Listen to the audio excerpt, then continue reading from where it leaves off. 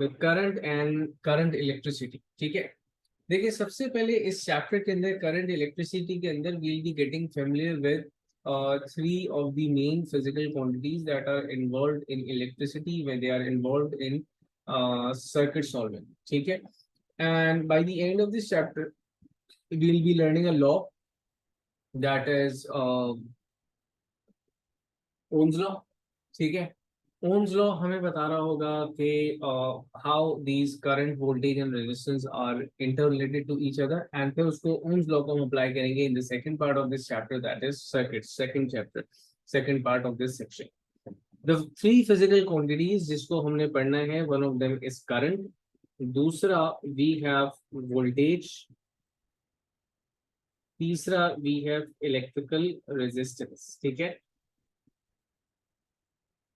so these are three physical quantities जिसको हम थोड़ा सा सुकून से पहले टाइम लगा करके पढ़ेंगे, so that हमें later on problems feel ना हो। सही है, so the first quantity that is current। ठीक है, आज क्योंकि थोड़ा सा क्लास स्टार्ट करने में लेट हो गए थे and there is another class scheduled, तो हो सकता है क्लास आज की slightly short हो जाए।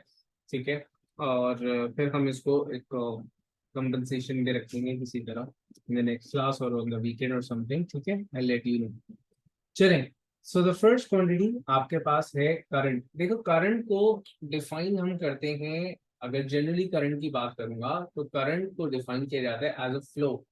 ठीक है, करंट में हम एयर करंट्स भी देखते हैं, करंट्स में हम वाटर करंट्स भी देखते हैं, मतलब कहीं पे अगर एक लूप के अंदर वाटर का फ्लो है, फॉर एग्जांपल रिवर, तो वहां पे इसको वाटर करंट कहा जाएगा। अगर हमारे पास एयर का एक लूप बनता है और फ्लो, ठीक है, sea breeze and land breeze वाली चीज जो हम लोग ने शायद ज्योग्राफी के अंदर देख रखी भी होगी आप लोगों ने, तो उसको आप एयर करंट्स के नाम से भी जानते हैं। ठीक है, यहाँ पे जब हम इलेक्ट्रिकल करंट की बात करते हैं तो हम बात करते हैं फ्लो ऑफ इलेक्ट्रिकल चार्जेस। अब definitely electrical charges flow in circuit जहां पर एक इलेक्ट्रिकल सोर्स मौजूद हो एंड सर्टेन कंपोनेंट्स मौजूद हो और देयर इज अ वायर जो कि उन तमाम कंपोनेंट्स को कनेक्ट कर रहा हो, इस सब कॉम्बिनेशन को हम सर्किट का नाम दे रहे हैं। राइट, तो due to the presence of a source when an electrical charge, n तो नहीं कह सकता, not one, when number of electrical charges, when a lot of electrical charges flow through a conductor, हम उसके फ्लो के rate को current कहते हैं। तो फ्लो को सॉरी करंट को बेसिकली हम डिफाइन करते हैं, defined as rate of flow of electrical charges. What does rate of flow means कि डेफिनेटली किसी भी एक कंडक्टर के अंदर गुजरने वाले जो चार्जेस हैं, हम उनमें टोटल नंबर ऑफ चार्जेस की बात नहीं कर रहे हैं, टोटल नंबर ऑफ चार्जेस तो बहुत सारे हैं। ठीक है, हम रेट ऑफ फ्लो की बात कर रहे हैं। तो अगर मैं रेट ऑफ फ्लो की बात करूंगा तो डेफिनेटली मैं ये नहीं देखूंगा कि एक एंटायर कंडक्टर में से कितना चार्ज मिल जाता था, मुझे ये देखना होगा कि एक स्पेसिफिक पॉइंट से पर यूनिट टाइम कितना चार्ज गुजर रहा है।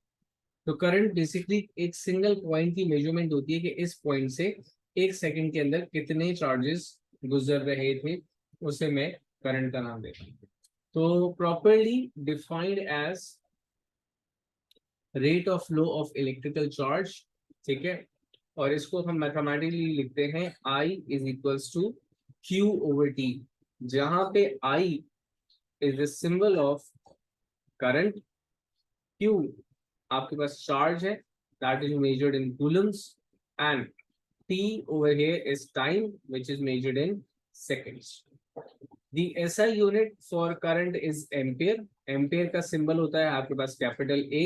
ठीक है, तो ये यूजली आपने अक्सर अप्लायंसेस में देखा होगा, चार्जर जो हमारे पास होता है फोन का 1.1 एम्पेयर या फिर 1 एम्पेयर और समथिंग। ठीक है, तो the SI unit of current is ampere and 1 ampere, क्योंकि this is measured in Ampere's, Coulomb's in seconds, तो मैथमेटिकली मैं लिख सकता हूँ कि 1 एम्पेयर जो है वो कूलम्स पर सेकंड के बराबर है।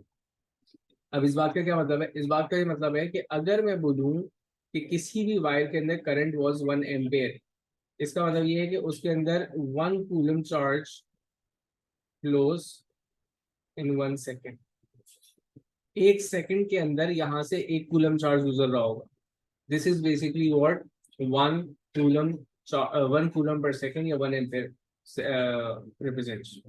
इसी तरह अगर मैं कहता हूं कि हमारे पास जो चार्ज, जो करंट का मैग्नीट्यूड है, the magnitude of the current is let's say 2 Ampere's, तो इसका मतलब ये होगा कि मेरे पास जो करंट, जो नंबर ऑफ चार्जेस गुजर रहे हैं दैट इज 2 कूलम चार्ज पर सेकंड, या फिर 3.5 एम्पेयर है तो मतलब 3.5 कूलम ऑफ चार्ज गुजर रहे हैं आपके पर सेकंड।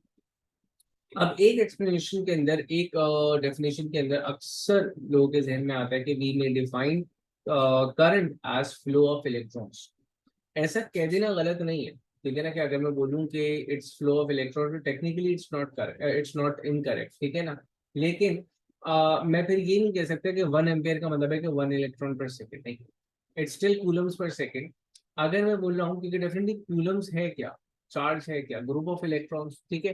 तो अगर मैं बोलता हूँ कि हमारे पास चार्ज इज 1 कूलम, तो इन टर्म्स ऑफ इलेक्ट्रॉन, जो कि पिछले चैप्टर में हमने देखा था कि 1 कूलम के अंदर हमारे पास चार्ज होते हैं 6.25 10 raised to the power 18। तो अगर मैं बोला कि मेरे पास करंट इज 1 एम्पेयर, तो इसका मतलब है कि 6.25 इंटू 10 पावर 18 इलेक्ट्रॉन्स गुजर रहे थे इन 1 second from a single point of a conductor. अगर मैं इसी तरह बोल देता हूँ कि जनाब दी करंट इज 2 एम्पेयर, तो मतलब 12.5 इंटू 10 पावर 18 इलेक्ट्रॉन्स एक सिंगल पॉइंट से गुजर रहे थे, ठीक है ना। So basically the current is actually a flow of charges, ठीक है। अकॉर्डिंग टू द डायग्राम आप ये देख रहे होगे कि जो डायरेक्शन ऑफ फ्लो मैंने शो किया पिंक से, वो टुवर्ड्स राइट किया हुआ है, लेकिन जो करंट को मैंने मार्क किया हुआ टुवर्ड्स लेफ्ट किया हुआ है। तो इस चीज को आप देखते हैं कि ऐसा क्यों किया हुआ है। देखिए, अगर कोई चीज फ्लो कर रही है तो उसकी जो डायरेक्शन ऑफ फ्लो है वो भी काफी इंपॉर्टेंट है हमारे लिए, ठीक है। डायरेक्शन ऑफ फ्लो टेक्निकली आपके पास जो फ्लो करेंगे वो नेगेटिव चार्जेस करते हैं, ठीक है। क्योंकि हम इस बात पे प्रीवियस चैप्टर के अंदर गुफ्तगू कर चुके हुए हैं कि हमारे पास पॉजिटिव चार्ज मूव नहीं करता भाई, वो एटम के सेंटर के अंदर मौजूद एक चीज है, उसने मूव नहीं करनी है। अब आपके पास जो मूव करेगा वो किसी भी एटम का जो आउटर मोस्ट शेल के अंदर इलेक्ट्रॉन है, जिसको केमिस्ट्री में आप वैलेंस एंड फिजिक्स में आप कंडक्शन इलेक्ट्रॉन्स का नाम देते हो, वो मूव कर रहा होगा, ठीक है। तो अगर नेगेटिव चार्ज मूव कर रहा है तो टेक्निकली उसको बैटरी के नेगेटिव टर्मिनल से मूव करना चाहिए। तो उसूलन जो आपके पास डायरेक्शन होनी चाहिए वो बैटरी के नेगेटिव टर्मिनल से टुवर्ड्स दी पॉजिटिव टर्मिनल होनी चाहिए। अब जैसे आपके पास ये डायग्राम बनी हुई ऑफ अ सर्किट, ठीक है। अब इस सर्किट की डायग्राम को देखो, आपके पास ये जो दो बार्स नजर आ रहे हैं जिनमें पॉजिटिव नेगेटिव साइन है, this is a symbol for a cell, ठीक है। इसमें जो लॉन्गर बार है this represents the positive terminal of the battery और a cell, and the smaller bar represents the negative terminal, ठीक है।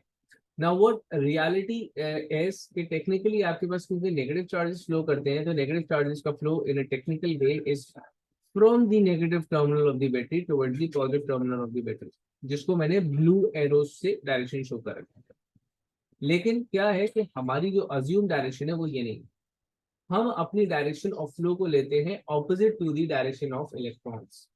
हम ये कहते हैं कि हमारे लिए जो conventional flow of direction of current है that is from positive terminal of the battery to the negative terminal. Now the point is कि हम ऐसा क्यों कर रहे हैं, although that's totally not happening, positive charges move नहीं कर रहे होते, फिर भी हम डायरेक्शन ऑफ पॉजिटिव चार्ज क्यों कंसीडर कर रहे होते हैं। लेकिन इसका एक लंबी सी कहानी है, उसको शॉर्ट करके इस तरह बता देता हूँ कि जब discoveries of electrons, protons and neutrons हो रहे थे, तो उसमें proton was the first particle to be discovered, ठीक है। Later on electron and then neutrons. तो जिस वक्त इलेक्ट्रॉन डिस्कवर ही नहीं हुआ था तो नेगेटिव चार्ज का तो तस्वुर ही नहीं था, राइट।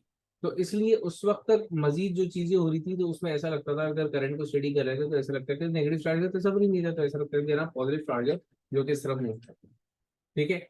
इसलिए जो direction technically we follow is the conventional direction, the direction which was used to be considered, ठीक है।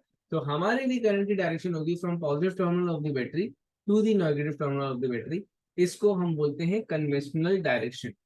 और ये डायरेक्शन होती है इलेक्ट्रॉनिक फ्लो के ऑपोजिट, मतलब अगेंस्ट द इलेक्ट्रॉन फ्लो। मतलब अगर इलेक्ट्रॉन जा रहे हैं राइट हैंड साइड पे तो हमारे पास जो करंट की डायरेक्शन होगी वो टुवर्ड्स लेफ्ट होगी, या इसी तरह अगर इलेक्ट्रॉन जा रहे हैं आगे की तरफ तो हमारे पास जो करंट की डायरेक्शन होगी वो पीछे की तरफ।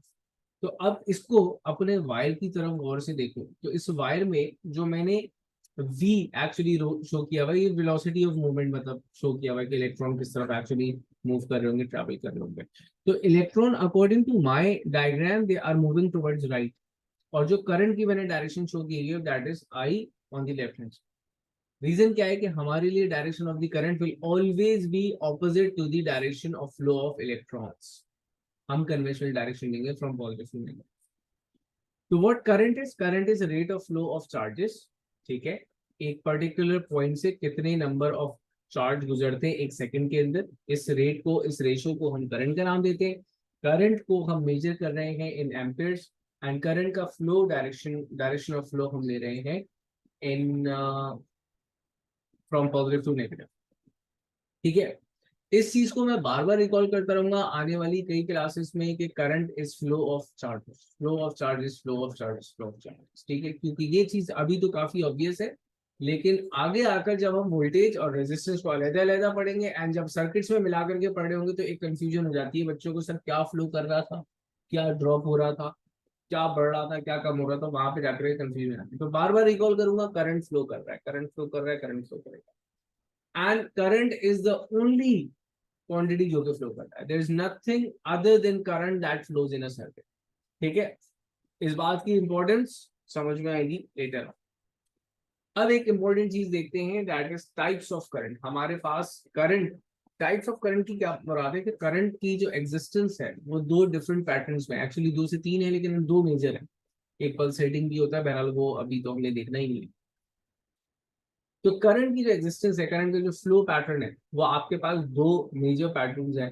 एक है डीसी डायरेक्ट करंट, और एक है एसी ऑल्टरनेटिंग करंट। अब डीसी और एसी को समझने का सबसे बेहतरीन तरीका है कि हम इसको with respect to time graph से या फिर एक्सेस से इसको लिखते हैं।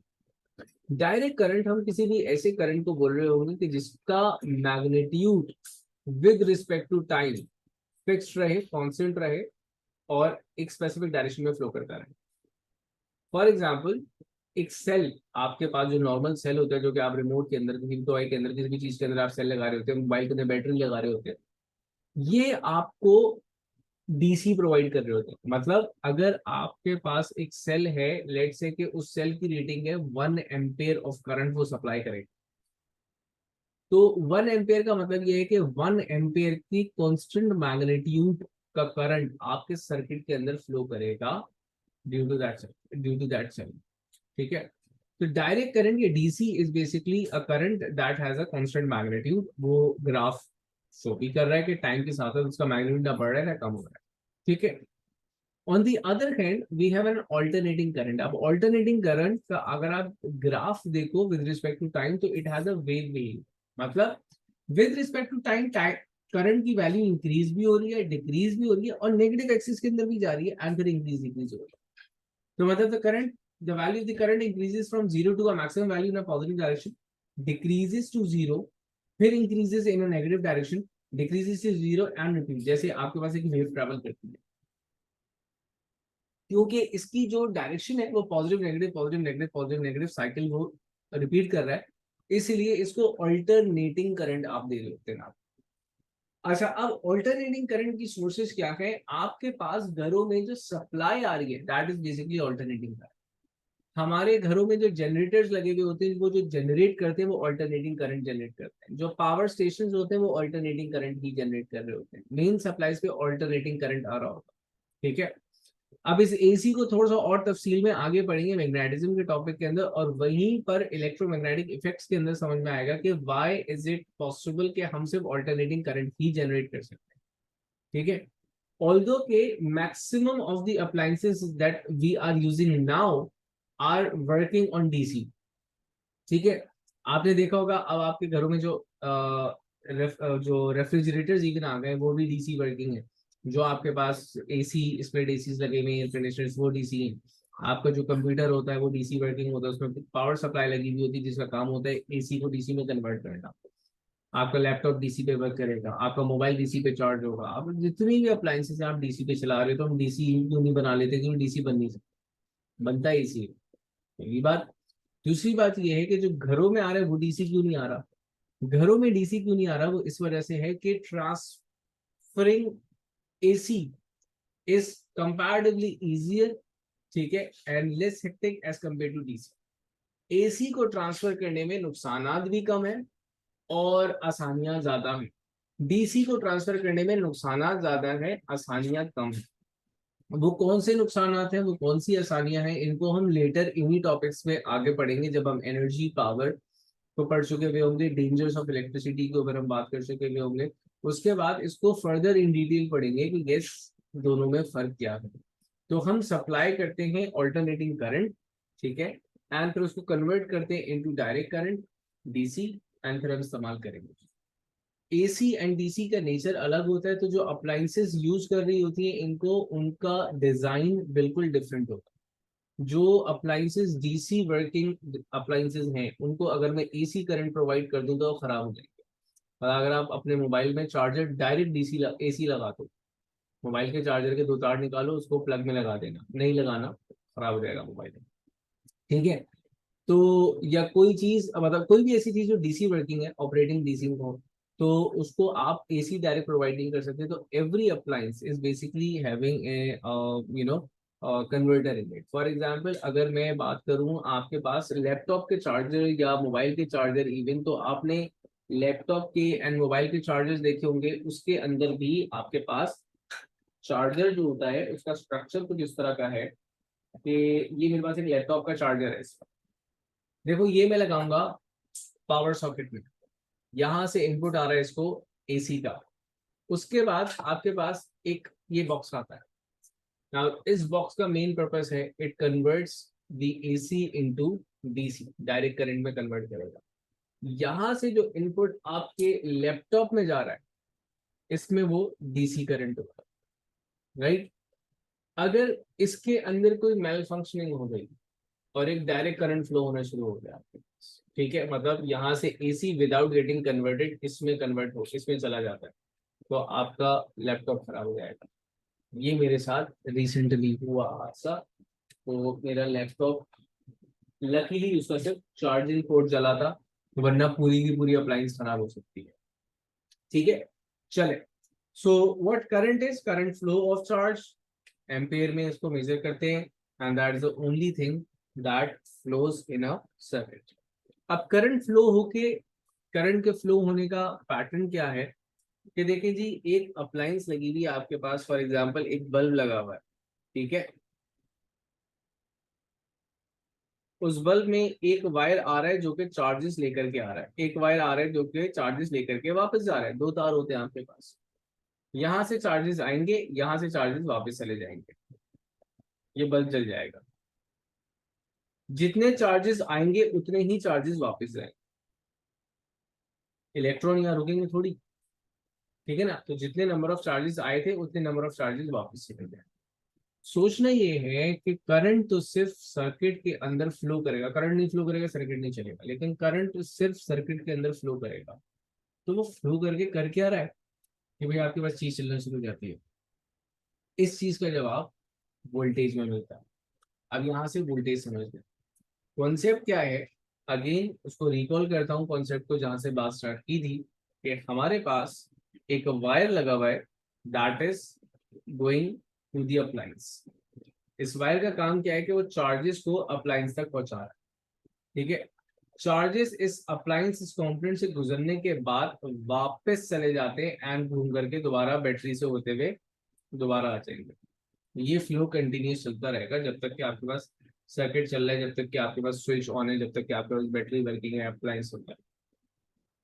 तो पॉइंट इस के ये जो चार्जेस हैं ये करंट की सूरत में फ्लो होकर के ऐसा क्या काम कर रहे हैं कि आपके पास ये अप्लायंस चलना शुरू हो जाती है, कंप्यूटर काम करना शुरू हो जाता है, मोबाइल आपका चार्ज होना शुरू हो जाता है। ये काम है क्या एक्चुअली इसका। इस बात को इस तरह सोचें कि अगर मैंने बल्ब की एग्जांपल दी थी, बल्ब चल रहा है, तो बल्ब है आपके पास एक इलेक्ट्रिक लाइट एनर्जी का सोर्स, ठीक है। तो जैसे ही करंट उसमें से पास होगा लाइट चलना शुरू हो जाएगी, और लाइट है फॉर्म ऑफ एनर्जी। एनर्जी आपके पास ना ही क्रिएट होती है ना ही डिस्ट्रॉय होती है, एक फॉर्म से दूसरे फॉर्म में ट्रांसफॉर्म होती है। ये चीज आप बचपन से पढ़ते हुए आ रहे हो। तो इसका मतलब ये है कि इस बल्ब के अंदर इलेक्ट्रिक लाइट जो है वो बनी तो थी नहीं, तो यकीनन कहीं ना कहीं से ट्रांसफॉर्म हुई होगी।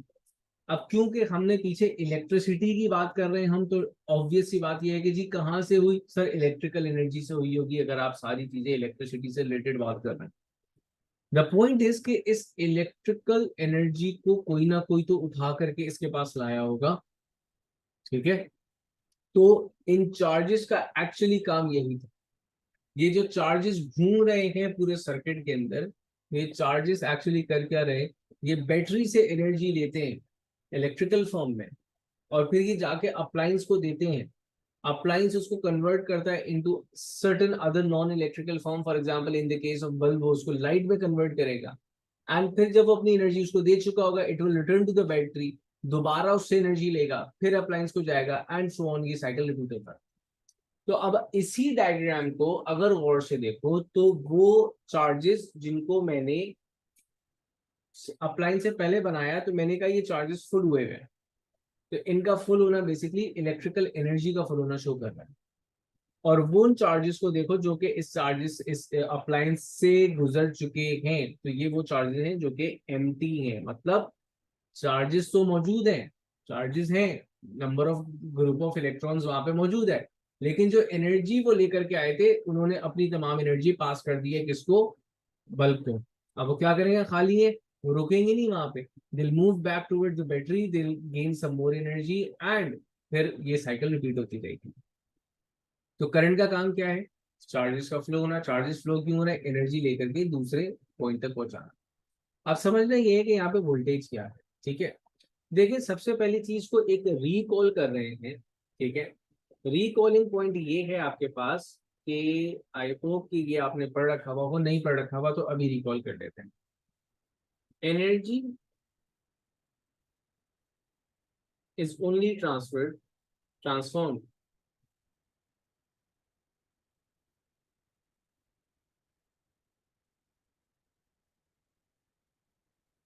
Energy is only transform from one form to another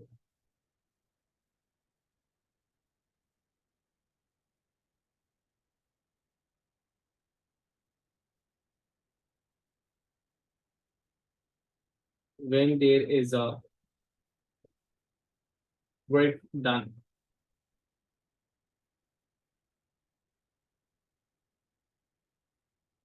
देखिए हमने इस चीज को तफसीलन वर्क एनर्जी पावर के एक चैप्टर के अंदर पढ़ते हैं, और हम वो चैप्टर पढ़ेंगे तफसीलन इस बात को गुफ्तगू करेंगे, लेकिन थोड़ा सा मैं इसको ऐसे जनरली समझा दूंगा।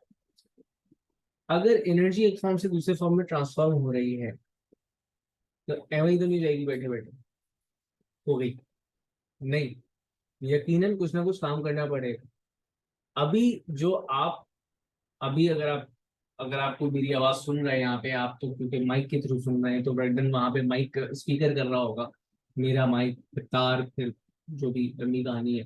लेकिन अगर कोई साहब सामने बैठे हुए और मेरी आवाज सुन रहे हैं, तो वो मेरी आवाज ऐसे ही तो नहीं सुन रहे ना कुछ काम मैं कर रहा हूँ, वो मेरी एनर्जी कन्वर्ट हो रही है इनटू द साउंड, वो साउंड एनर्जी फिर वहां पे जा रही है। तो वो प्रोसेस जो कि एक फॉर्म ऑफ एनर्जी को दूसरी फॉर्म ऑफ एनर्जी में कन्वर्ट करे, वो आपके पास वर्क डन कहलाता है, ठीक है। अब अगर चार्ज का सफर देखो एक सर्किट के अंदर, तो चार्ज बैटरी से जब गुजरता है तो वो एनर्जी उससे देता है, एंड जब चार्ज कंपोनेंट से गुजरता है तो एनर्जी कंपोनेंट को देता है, और ये सफर लूप में कंटिन्यू होता रहता है। मैं फिर रिपीट करूंगा, सेल से बैटरी से जब चार्ज गुजरता है, करंट गुजरता है, तो वो बैटरी का वहां पे पर्पस ये होता है कि बैटरी उसको एक certain amount of electrical energy देती है, ताकि वो सर्किट में जाके कंपोनेंट्स को वो एनर्जी बांट कर आ जाए, ताकि वो कंपोनेंट्स वर्क करने शुरू हो जाए। और जब चार्ज किसी कंपोनेंट से गुजर रहा होता है, वही चार्ज जो एनर्जी वो लेकर के चला था, उसमें से सर्टेन अमाउंट ऑफ एनर्जी, जैसे तीन कंपोनेंट लेकर थोड़ी सी इसको दी, थोड़ी सी इसको दी, थोड़ी सी इसको दी, जितनी उसको जरूरत थी, जितनी जो भी फिनोमेना है वो भी देखेंगे हम कि किस तरह बांटा उसको दी। तो इसका मतलब ये है कि एनर्जी का चार्ज को मिलना, मतलब बैटरी से चार्ज ने जो एनर्जी ली, या चार्ज अपनी जो एनर्जी ट्रांसफर कर रहा है, ये विदाउट एनी इलेक्ट्रिकल वर्डन नहीं हो सकता। तो चार्ज का फ्लो होने का जो एक अहम मकसद है, वो है to do an electrical work done so that it can gain energy from the battery and it can supply the energy to the electrical appliance. और आपके पास बैटरी का पर्पस प्रोवाइड करना एंड अप्लायंस का पर्पस चलना. So now this work done on a unit charge, the work done by a unit charge is referred as voltage.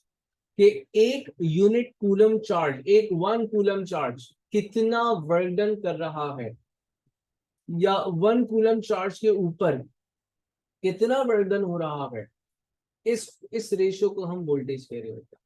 मतलब for example इस battery, इस bulb के जो वोल्टेज लेवल था that was 1 volt.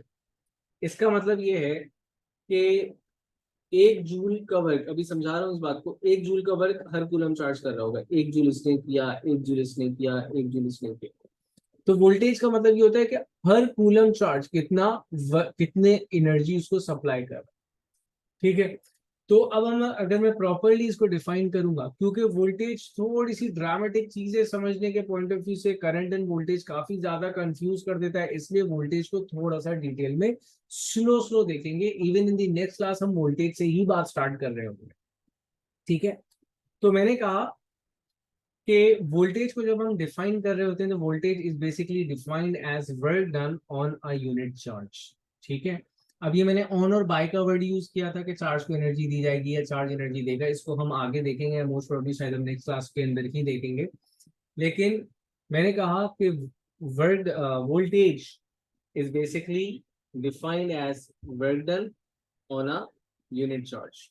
अब क्योंकि वर्क डन बराबर होता है एनर्जी के, मतलब जितना वर्क डन किया जाएगा उतनी एनर्जी जो है वो चार्ज अपने अंदर एज अ पोटेंशियल सेव कर रखेगा. फॉर एग्जांपल वर्क डन का यूनिट जूल्स होता है. Let's say work done is 10 joules. तो इसका मतलब है कि एक कूलम चार्ज जो है उसके पास कितनी इलेक्ट्रिकल एनर्जी मौजूद है, 10 जूल्स की. जितना मैं उसको अगर वर्क डन करूंगा उतनी ही अमाउंट ऑफ एनर्जी वो अपने अंदर गेन करके रखेगा. तो मैं इसको इस तरह भी कह सकता हूं कि it is defined as electrical energy possessed by a unit charge. ठीक है. इसका जो आपके पास मैथमेटिकल फॉर्मूला बनता है, that mathematical formula is V is equals to work done upon a unit charge. V यहाँ पे वोल्टेज है, WD यहाँ पे वर्क डन है, इसको अक्सर W से भी लिखा जाता है, Q यहाँ पे चार्ज है. और इसको मैं इस तरह भी लिख सकता हूँ क्योंकि work done is equals to energy transform. तो मैंने लिखा energy possessed by a unit charge. Energy and work done दोनों का यूनिट आपके पास जूल्स होता है एंड चार्ज का यूनिट है coulombs. Voltage is measured in volts. बहुत कॉमन वर्ड है एंड बहुत कॉमन यूनिट है. हम लोग इसको अक्सर जगहों पे इस्तेमाल कर चुके होते हैं बचपन से. तो वोल्टेज का यूनिट इज वोल्ट. 1 वोल्ट का मतलब है जूल्स पर कूलम. अच्छा, ये बात मैं कैसे कहता हूँ कि 1 volt is equal to joules per coulomb? ये बात हमें फॉर्मूला से पता चलती है. ठीक है ना. और इस बात को समझना इसलिए जरूरी होता है कि हमें उसका एक्चुअल एसेंस समझ में आ जाए. देखो, वोल्टेज था आपके पास work done on unit charge. तो जब आप एक कूलम चार्ज के ऊपर 1 जूल का वर्क डन करेंगे तो वोल्टेज बराबर होगा 1 वोल्ट. राइट. तो इसका मतलब है कि जब 1 कूलम चार्ज हमारे पास एनर्जी पोजेस करेगा ऑफ 1 जूल्स, ठीक है, इलेक्ट्रिकल फॉर्म के अंदर, तो the voltage would be referred as 1 joules. तो सिमिलरली अगर मैं बोलूं कि the voltage is 5 volts, let's say कि हमारे पास जो एक मोबाइल का चार्जर होता है, एवरेज मोबाइल का चार्जर, उसका जो वोल्टेज आउटपुट होता है वो 5 वोल्ट्स का होता है. ठीक है. 5 वोल्ट्स होने का क्या मतलब है? 5 वोल्ट्स होने का मतलब ये है कि उस चार्जर में से जितने कूलम चार्जेस गुजरेंगे, हर कूलम चार्ज के पास इलेक्ट्रिकल एनर्जी कितनी होगी? 5 जूल इसके पास, 5 जूल इसके पास, 5 जूल इसके पास, 5 जूल इसके पास. सही है. तो वोल्टेज जूल्स पर कूलम. इसलिए मैंने कहा कि अगर इस बल्ब को रिक्वायर्ड थे 1 वोल्ट, तो इसका मतलब ये है कि इस बल्ब को रिक्वायर्ड है 1 जूल ऑफ एनर्जी हर गुजरते हुए चार्ज से. तो जितने चार्जेस यहाँ से गुजरेंगे सब इसको 1 जूल ऑफ एनर्जी देते हुए जा रहे होंगे, जिसको हम वोल्टेज कह रहे होते हैं. तो current is the flow of charge, and वो फ्लो क्यों कर रहे हैं? वो एक मकसद के तहत फ्लो कर रहे हैं। उनका मकसद है कि वो बैटरी से एनर्जी को कैरी करेंगे और अप्लायंस को, कंपोनेंट को एनर्जी दे रहे होंगे। तो बैटरी से एनर्जी लेते वक्त जो बैटरी वर्क डन कर रही होगी हर कूलम चार्ज के ऊपर, हर कूलम चार्ज को जो वो एनर्जी देते हुए चली आ रही है, that is voltage. And her coulomb charge appliance को जो वोल्ट एनर्जी देता चला जा रहा है, दैट इज वोल्टेज। अब यहाँ पे हमारे पास वोल्टेज दो स्टेजेस में आ रहा है। एक एनर्जी वो थी जो कि चार्ज को बैटरी दे रहा था, ठीक है ना, और एक एनर्जी वो है जो कि चार्ज अप्लायंस को दे रहा है। तो एक तरफ से चार्ज एनर्जी ले रहा है और एक तरफ चार्ज एनर्जी दे रहा है।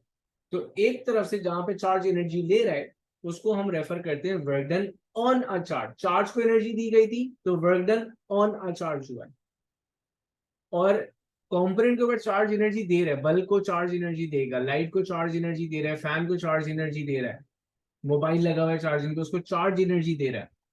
So this is work done by a unit charge. तो जब वोल्टेज को हम इस तरह देखते हैं कि voltage at a place it is on a charge and at a place it is by a charge, तो वोल्टेज को हम रेफर करते हैं with two different categorize name. पहला है आपके पास ईएमएफ, इलेक्ट्रोमोटिव फोर्स, और दूसरा है आपके पास potential difference, electromotive force and potential difference. अब सवाल ये है कि कब एक वोल्टेज को मैं पोटेंशियल डिफरेंस के नाम से जानूंगा एंड कब मैं अपने वोल्टेज को इलेक्ट्रोमोटिव फोर्स के नाम से जानूंगा। तो इसको देखें यहाँ पे।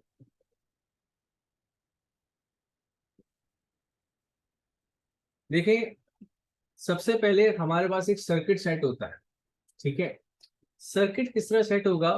मैंने एक, लेट से मैं एक रिमोट बना रहा हूँ या मैं एक मोबाइल बना रहा हूँ।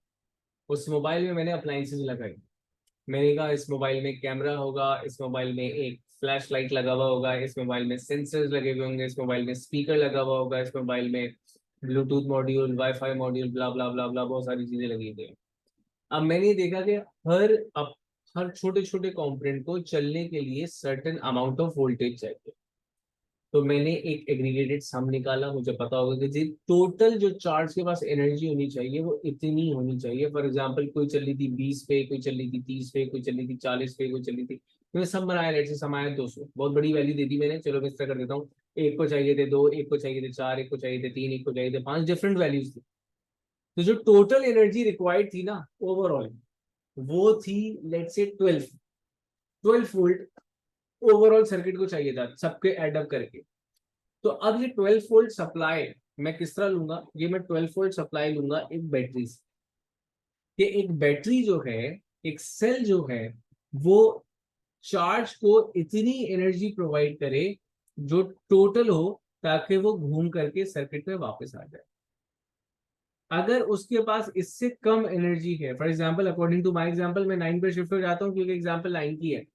लेट से इस पूरे सर्किट की रिक्वायरमेंट थी टोटल इसकी इसकी मिला करके 9 वोल्ट्स या 9 जूल्स एनर्जी चाहिए थी पर कूलम। मैं सेल लगाऊंगा 9 जूल्स, 9 वोल्ट्स का। 9 volts is the work done on a unit charge, so it can flow through the complete circuit.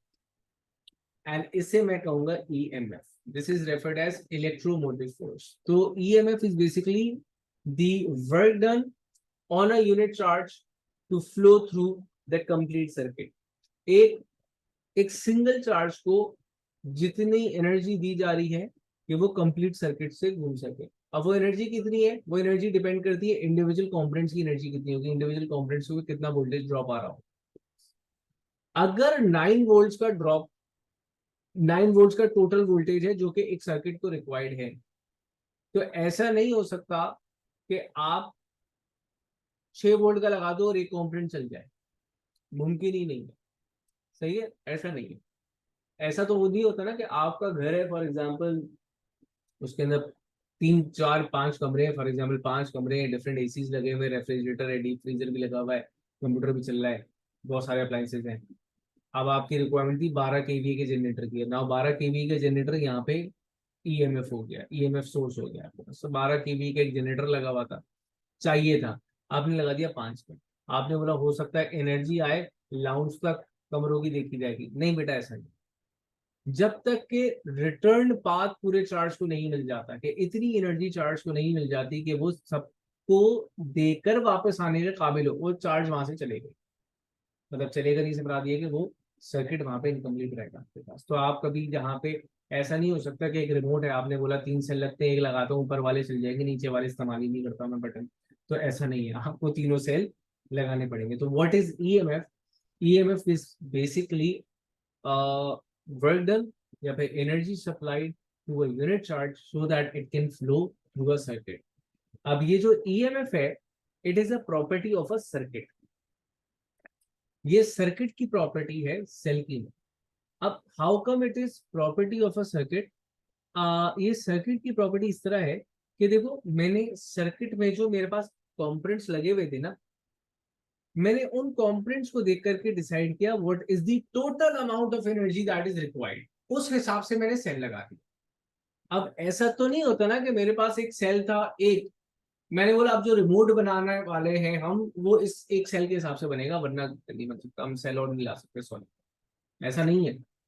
यहाँ पर एक एग्जांपल मतलब मैं देता हूँ सर क्लास के अंदर, कि जब आप घर पे जनरेटर खरीदते हैं, या आजकल अगर हम सोलर पैनल्स लगा रहे हैं अपने घर पे, तो आप सोलर पैनल खरीदते हो और उसके हिसाब से घर बनाते हो कि यार 2 शीटें मिली हैं, इसके हिसाब से घर बना लेते हैं कि 2 शीटों के अंदर कितना घर चल जाएगा। या फिर आप अपना घर बनाते हो और उस हिसाब से सोलर पैनल खरीदते हैं कि यार मेरा इतना बड़ा घर है, उस हिसाब से जनरेटर मुझे पास होना चाहिए, सोलर पैनल होना चाहिए। डेफिनेटली पहले आप घर बनाओगे तो घर के अंदर आपके पास पूरे बल्ब है, अप्लाइंसेज है, सारी चीजें, तो आपका सर्किट पहले सेट होता है। एंड फिर सर्किट अपनी रिक्वायरमेंट सामने रखता है कि इतना वोल्टेज लेवल चाहिए, तो आप उस हिसाब से सोच सकते हो। तो basically circuit, sorry, EMF is the property of a circuit, और cell is just the provider of the EMF. Cell क्या है? वो EMF प्रोवाइड कर रहा होता है। तो EMF क्या है? The total energy. तो फॉर एग्जांपल हमारी इस एग्जांपल के अंदर हमारा 9 वोल्ट का सेल लगा हुआ था, इसका मतलब है कि हमारे सर्किट का EMF है 9 वोल्ट। 9 वोल्ट का सेल लगने का मतलब ये कि अब वो कूलम चार्ज जो सर्किट से पास करेगा, सॉरी सेल से पास करेगा, हर कूलम चार्ज के पास जो एनर्जी होगी वो 9 जूल्स की होगी, क्योंकि इसने 9 जूल्स पर कूलम वर्क किया है। हर गुजरते हुए चार्ज के ऊपर इसने एनर्जी कितनी दी? 9 जूल्स, 9 जूल्स, 9 जूल्स। ठीक है, अब थोड़ी सी ड्रामेटिक चीज आने वाली। चार्ज को एनर्जी दी 9 जूल्स की, चार्ज ने एनर्जी स्टोर की 9 जूल्स की, in the form of electrical. Now the stored energy is referred as potential, या पोटेंशियल एनर्जी। तो मैं इस 9 जूल को, 9 जूल्स पर कूलम चार्ज को बोलूंगा एक चार्ज का पोटेंशियल, क्योंकि इसके अंदर इलेक्ट्रिकल पोटेंशियल एनर्जी 9 जूल्स की है। अब चार्ज चला, एंड जब तक चार्ज को कोई जगह नहीं मिलती कि वहां पे उसने एनर्जी खर्च करनी है, चार्ज का पोटेंशियल सेम रहेगा। तो फॉर एग्जाम्पल चार्ज यहाँ से चला, यूं आया, अब पहले कॉम्पोनेंट आने से पहले, द कॉम्पोनेंट से एंटर होने से पहले, the charge has a potential of 9 joules for every coulomb. And जब यहाँ से गुजरा, अ सर्टेन अमाउंट यहाँ पे खर्च हो गई, एंड वो खर्च कितनी हुई? खर्च होने के बाद बची 6 जूल्स, तो मतलब 3 जूल्स हर कूलम चार्ज ने खर्च किया। तो इसका मतलब है कि यहाँ से यहाँ तक there was a potential difference, यहाँ पे 9 था, यहाँ पे 6 था। तो what is the potential difference? 3 volts. This is potential difference. इसी तरह यहाँ पे 6 बचा था, यहाँ पे 0, तो यहाँ पे ड्रॉप कितना आया? 6 का।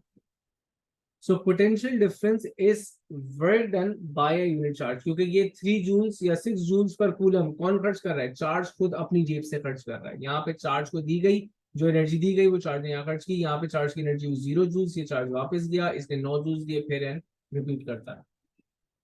तो what is potential difference? Potential difference is basically work done by a unit charge to flow through a component, या फिर to flow through 2 points in a circuit। ठीक है, अब चार्ज उतना ही खर्च करेगा जितना उसको दिया गया।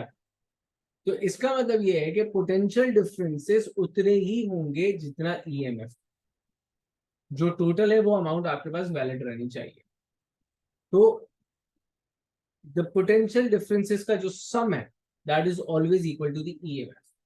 आपका ईएमएफ था 9 वोल्ट्स, एक कंपोनेंट पे खर्च हुआ 3, दूसरे कंपोनेंट पे खर्च हुआ 6, तो वो टोटल बना के 10। अब ये रेशियो डिपेंड करता है रेजिस्टेंस की वैल्यू पे, जिसको हम आगे पढ़ेंगे। Could be 2 into like 7, could be 1 into 1 plus 8, could be like 3 plus 6 जो हम कर ही चुके हैं, कुड बी 4 plus 5, टोटल आपके पास 9 मिल रहा है। यूजेज ऑफ वोल्टेज कह सकते हैं आप, ये कह सकते हैं यूटिलाइज। हाँ चले, इस वर्ड को फिलहाल की अंडरस्टैंडिंग के लिए आप इसको यूजेज ऑफ वोल्टेज कहते हैं, ठीक है। एंड लेटर यही चीज थोड़ी सी इनहेंस हो जाएगी। गलत नहीं है तुम्हारा सेंटेंस, पर इनहेंस हो जाएगा आगे, कुछ एग्जांपल्स हम देखेंगे।